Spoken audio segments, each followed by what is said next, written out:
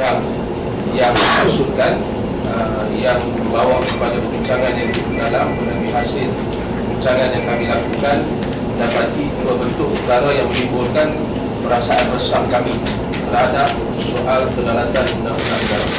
Sebab pembela ini walaupun kami dilabel oleh pelbagai NGO yang bukan Islam yang lain sebagai ekstremis, pemangku kata kami ini pelampau dan juga teroris apabila kita cuba menyanggah mereka. Ini sikap NGO bukan Islam dalam negara yang langsung tidak menghormati NGO Islam kerana dengan sengaja untuk melabel kami.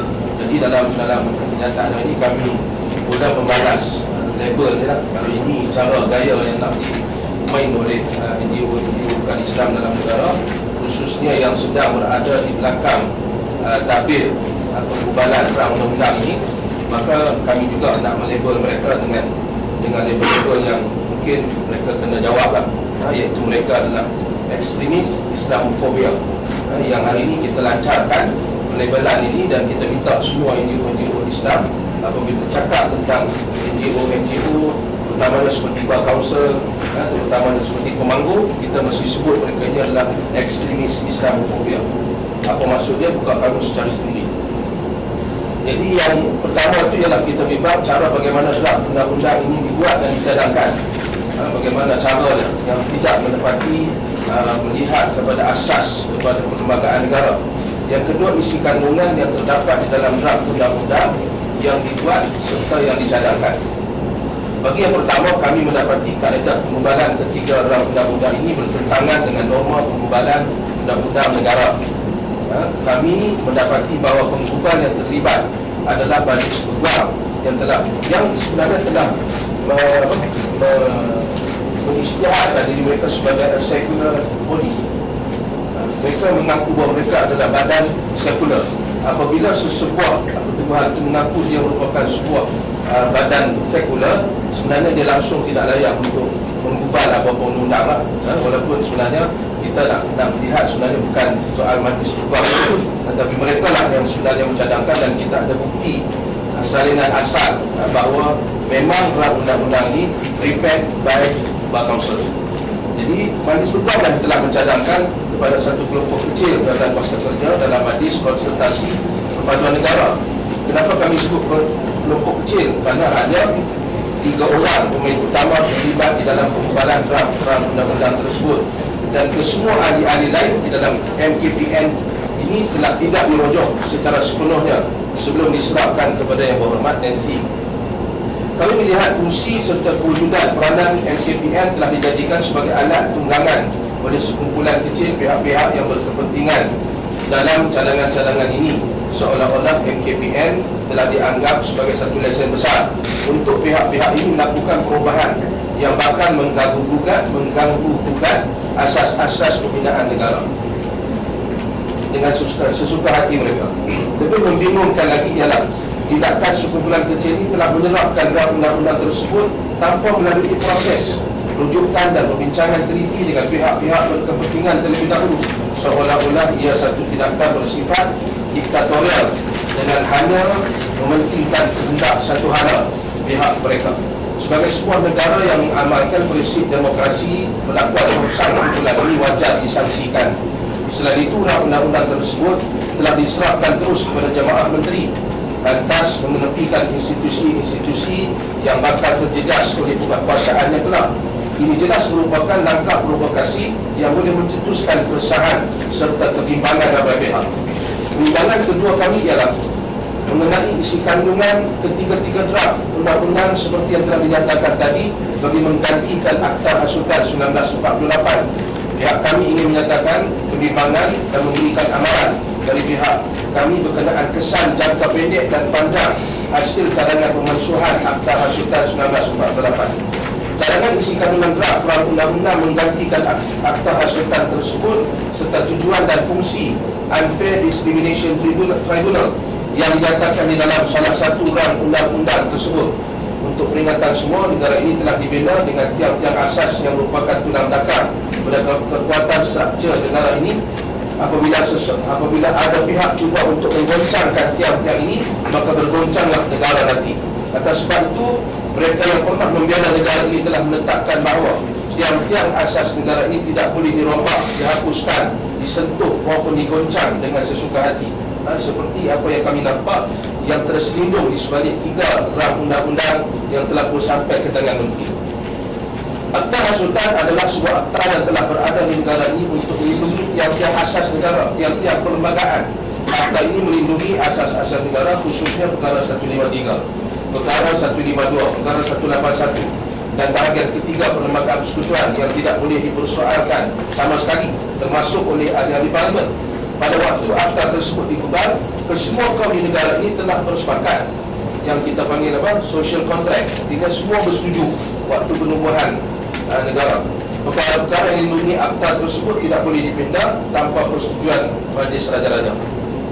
Perkara 153, 152, 181 dan bahagian ketiga perlembagaan persekutuan adalah merupakan mahar yang dibayar oleh golongan bukan warga negara pada masa itu untuk mendapatkan peluang kerakyatan persekutuan Tanah Melayu.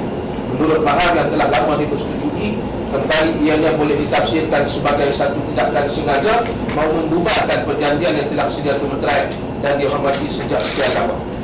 Artinya satu usaha ke arah bukan, walaupun nampak dia satu undang-undang harmoni, sedangkan selama ini, selama lebih 50 tahun negara merdeka berjalan dengan baik soal keharmonian di antara kaum, agama dan sebagainya, tetapi seolah-olah nak dirombak apabila rang undang-undang yang berada di tangan Menteri sekarang ini kalaulah diluluskan di peringkat parlimen nanti. Cadangan kemasuhan akta hasutan tidak hanya menimbulkan keresahan dalam serahan draft undang-undang tersebut, malah beberapa cadangan di dalamnya menuntut perhatian serius untuk dikaji motif dan kesan cadangan yang dikemukakan. Jadi banyaklah apa yang kita kemukakan melalui press conference ini, bahawa kita gariskan beberapa perkara yang menjadi keresahan kita supaya diambil kisah oleh pihak kerajaan, khasnya Perdana Menteri, supaya tidak begitu mudah ataupun dalam kata lain kokoh dalam nak terima. Kalau kita lihat mesti ada perkara yang tak diingini sedang berlaku apabila perkara ini lompat semua prosedur-prosedur yang sepatutnya dilakukan. Jadi tuan-tuan dan puan yang dirahmati Allah sekalian, justru kita nak supaya apa yang kita warisi daripada pemimpin dan juga orang yang terdahulu daripada kita, sudah lebih 50 tahun, yang kita tak dapat nafikan, yang menenteramkan, yang mengamankan negara ini ialah sifat-sifat dan ciri-ciri Islam yang diamalkan oleh utamanya umat Islam, pemimpin-pemimpin Islam dalam negara. Apabila perlembagaan telah menetapkan Islam adalah agama bagi persekutuan, dan semua akta-akta yang digubar sudah pasti mengambil kira terhadap asas perlembagaan ini, dan atas asas inilah hari ini alhamdulillah kita hidup dalam keadaan harmoni. Suatunya negara-negara luar, utamanya seperti Amerika Syarikat, belajar daripada kita macam mana negara yang mempunyai berbagai bangsa ni, atau bangsa yang terlalu ramai ni, multiracial ini, boleh hidup dalam keadaan aman, boleh duduk bahkan sembunyi sekali, boleh berada macam ni dalam sidang akbar dalam keadaan yang kita tidak ada prasangka ada pihak mungkin dalam majlis ni yang akan buat satu pasal. Ini dalam kita sudah harmoni, duduk dalam keadaan harmoni. Jadi harmoni apa lagi nak dikenalkan selain daripada kita nampak usaha untuk meroboh atau menghapuskan, menghancurkan keharmonian yang kita kecapi selama ini.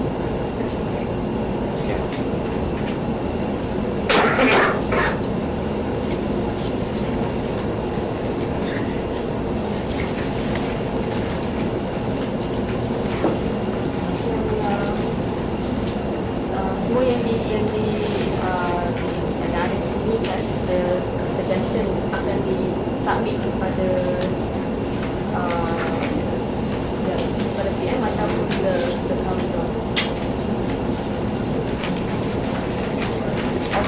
Kita akan submit kepada PM bukan council. Bila? kita sedang atur pertemuan dengan PM dalam as soon as possible.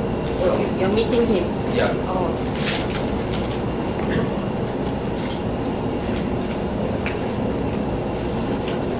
Tak mention tadi dia melampaui beberapa proses yang sepatutnya, beberapa proses yang perlu dilakukan.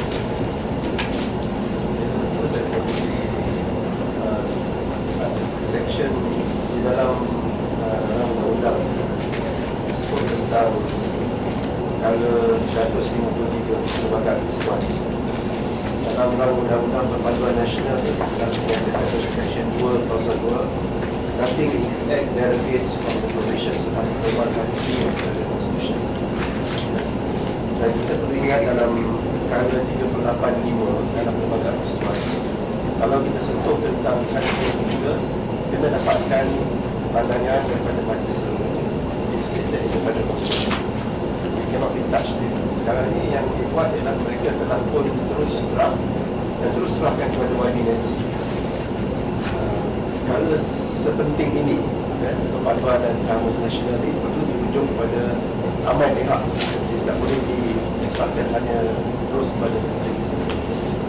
Dalam hal ini, sebagai contoh, istilah harmoni, kalau dibaca dalam Federal Constitution, kalau 31 itu adalah pasal yang pertama yang menggunakan istilah harmoni.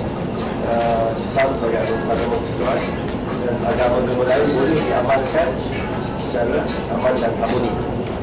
Gunakan pertama sekali dalam Perkara 31. Jadi kalau dia melibatkan Islam, maka dia tentu kena dirujuk pada Majlis Raja, Majlis Agama Islam, antara jawatan kuasa mempromosi perpaduan dan kefahaman antara agama, itu juga tidak dirujuk dan tidak diserahkan to drafting seperti diserahkan kepada publik.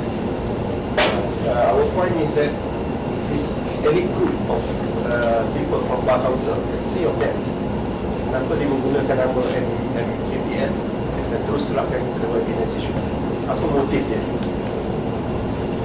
For an act, for a bill as important as this, we should not only refer directly to the minister. We should consult as many segments of the society as possible.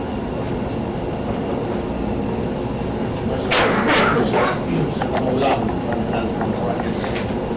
Kita lihat bahawa ini ada satu agenda yang tidak baik. Sebenarnya ada program seperti kita sudah merdeka berapa puluh tahun. Tidak ada problem. Mungkin 13 Mei saja itu pun sudah selesai. Jadi ini gerakan sebenarnya yang nak menghancurkan negara. Dari tangan-tangan jahat barat melihat perpaduan Malaysia ini satu-satu yang cukup unik. Kita boleh pertahankan perpaduan. Dan kenapa sekarang mereka mau menggugat keharmonian kestabilan negara kita? Ini adalah jahat daripada barat dan tidak senang melihat perpaduan kita. Susah agarkan beliau boleh tengok pertandingan di luar sana. Yang kedua, kita minta Perdana Menteri khususnya jangan gopoh, kita tangguh dulu. Kali kita buat kalaulah Perdana Menteri sebelum ini berjumpa dengan ramai NGO Islam terutamanya, maka kita minta Perdana Menteri tangguh dan jemput NGO Islam yang tidak dapat kepentingan politik berjumpa, bermuzakarah. Kemudian poin lagi satu yang kita rasa, kami rasakan, bukan kami rasakan, kami melihat sekiranya bil ini dibawa masuk dalam parlimen dan lulus, maka akan timbul krisis perlembagaan besar yang serius dalam negara kita. Akan timbul krisis perlembagaan. Satu. Yang kedua, kita akan menghadapi, kita akan bergaduh kat pasar dengan raja-raja kita. Ini kita kena sedar. Seperti yang disebut oleh rakan saya tadi, Tuan Haji Azril, bahawa kena rujuk kepada raja-raja. Kalau ini dibuat dan dilulus dalam parlimen, maka akan ada selain berkreasi perlembagaan, kita rakyat Malaysia tak pasal-pasal akan bergaduh dengan raja-raja kita. Asal perlembagaan ini tadi untuk China gerakkan liberalisme politik yang kesannya kepada liberalisme agama. Kita tidak pernah memaksa siapa orang bukan Islam, belum Islam. Tidak pernah.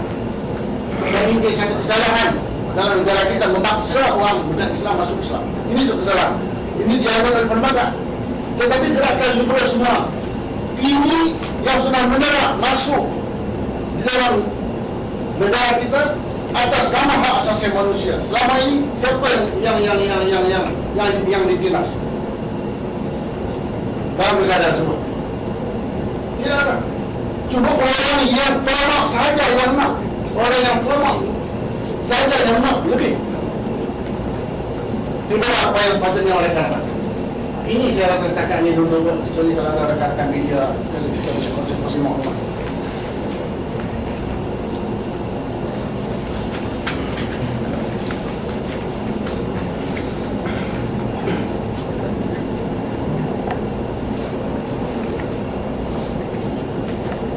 Poin sikit lagi kalau kita saya tambah dengan tidak ada rekan. Soal gerakan liberalisme politik ini bukan hanya ditakuti oleh kita orang Malaysia, tapi oleh pemikiran politik Barat Amerika sendiri pun sudah terasa terkesannya terhadap gerakan liberalisme politik ini. Ini yang kalau sudah oleh rekan William Chomsky, Noam Chomsky sebagai contoh pun mengkritik soal tentang liberal dalam pemikiran. Jadi kita tidak mau menjadi pemikiran liberal ini sudah pun masuk ke dalam Malaysia dan mereka menggunakan apa saja kesempatan untuk menjahanamkan apa namanya perpaduan berbagai kalangan masyarakat yang kenal dalam konteks ini Malaysia.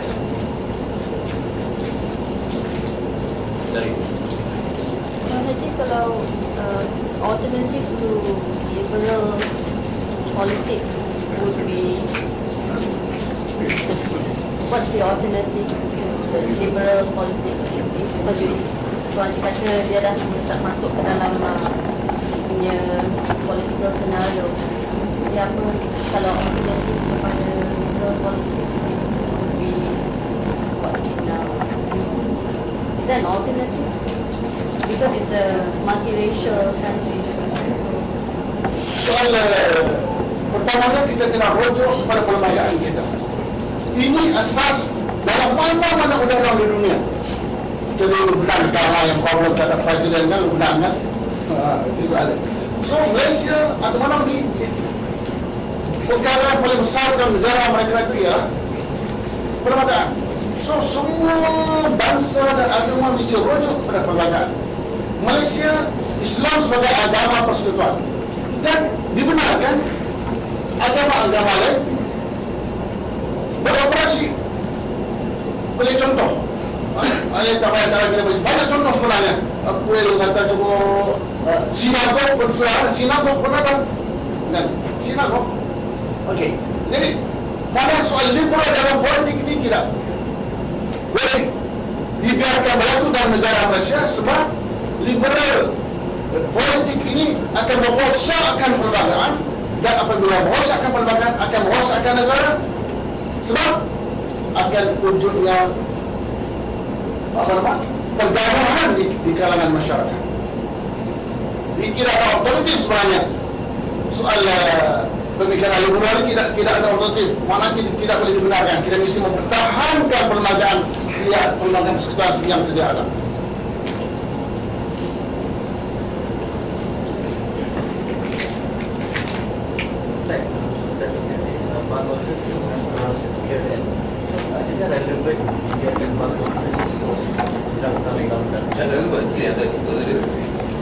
Sangat-sangat tak relevan dan keadaan mesti ambil isu sebagai dalam perhatian lah.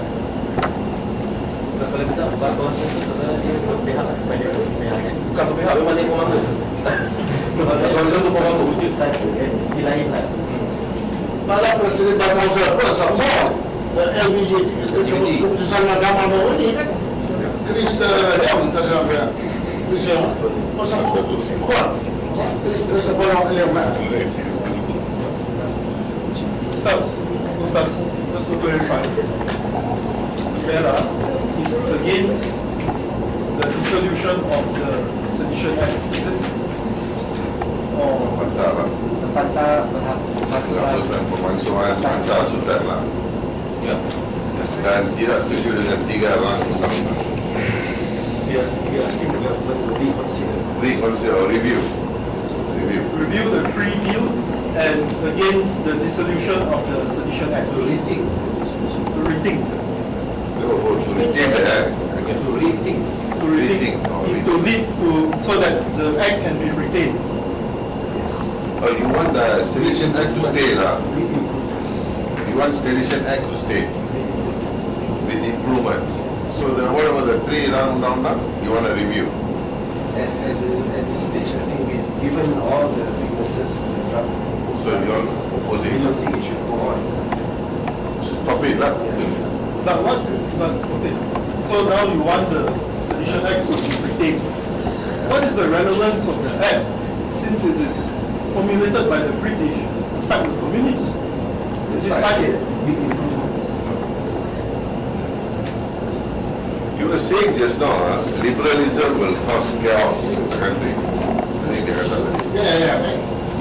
Then why you say that? Why liberalism will cause chaos? I don't see that. Pertama, okey.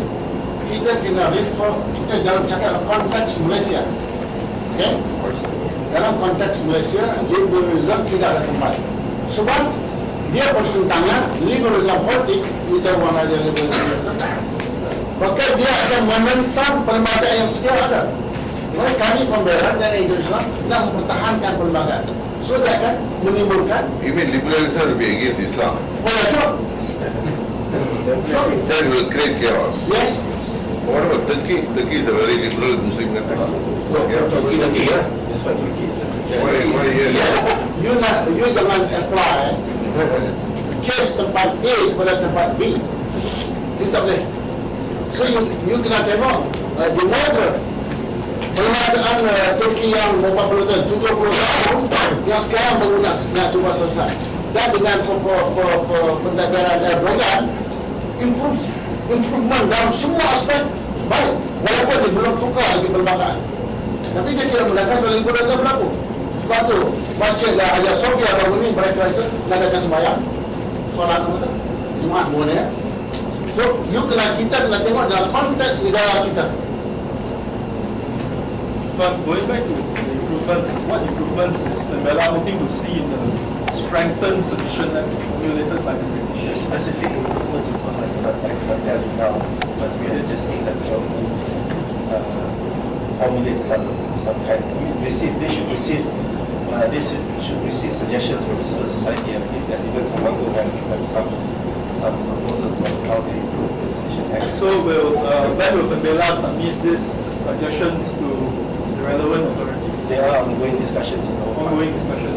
When will these discussions be concluded? because we are from time to time we are submitting our proposals to the government. Hopefully very soon. So these ongoing discussions are on the improvement of Not only Sedition Sedition Act. Act, every other legislation. Every other Yeah, legislation, every other legislation. We have a lot, because the Islamic family law, for example, we have issues. We have law on conversions, for example. Of course, we have our own legal team which are looking into issues like that. so Islamic family law. For example, What was the other one you mentioned? law, conversion law, things like that. Sorry, just one more question. These 100 NGOs, how many members of the Not less than 70 organizations. 70? All over the country. How many members? Are they 70 and how many members? 7,000? 10,000? It's more, those are the ones. That's all in the Northern region.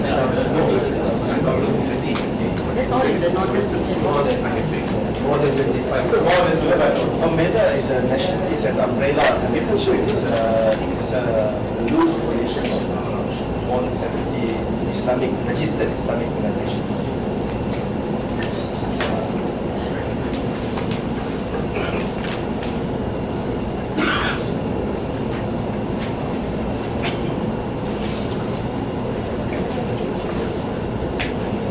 But sir, But the fact that Unity Council itself is made up of various races leadership, that there are also Muslim leaders who are also involved in this council coming up with this. We don't see what they're doing is correct. I think they are doing a good job. They are doing an effective job. That's why we are stating our reservations on some of the decisions.